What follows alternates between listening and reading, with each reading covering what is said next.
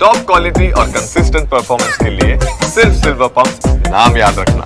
108 સેવાને પણ પડી રહી છે અસર। બોટની સુવિધા ન હોવાથી દર્દીને લઈ જવામાં તકલીફ। બેભાન દર્દીને લઈ જવામાં 30 મિનિટ મોડું થયું છે, કેમ કે પરિસ્થિતિ એ પ્રકારે છે કે ત્યાં એમ્બ્યુલન્સ પણ જઈ શકતી નથી। પાણી એટલા ભરાયેલા છે કે ત્યાં જવું પણ જોખમ ઊભું કરી શકે તેમ છે। ત્યારે બોટ સર્વિસ ન હોવાથી પણ તકલીફ। જુઓ આ દ્રશ્યો કેવી રીતે દર્દીને લઈ જવામાં આવી રહ્યા છે અને કઈ પ્રકારની સ્થિતિ અત્યારે ઉદ્ભવી છે સુરતમાં। આમ તો સુરતને સ્માર્ટ સિટી કહેવાય છે, પરંતુ એક બાદ એક જે દ્રશ્યો સુરતમાંથી સામે આવ્યા છે એ મનપાની પોલ ખોલી રહ્યા છે।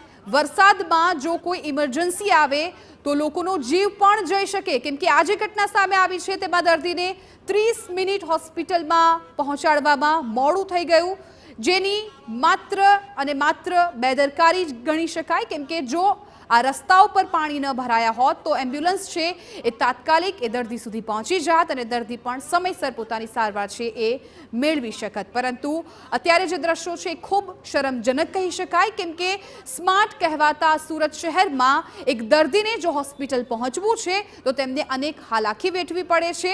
ન માત્ર એ દર્દીને પરંતુ તેમની સાથે જે તેમના પરિવારજનો છે એમને પણ મોટી મુશ્કેલી ભોગવવી પડી રહી છે।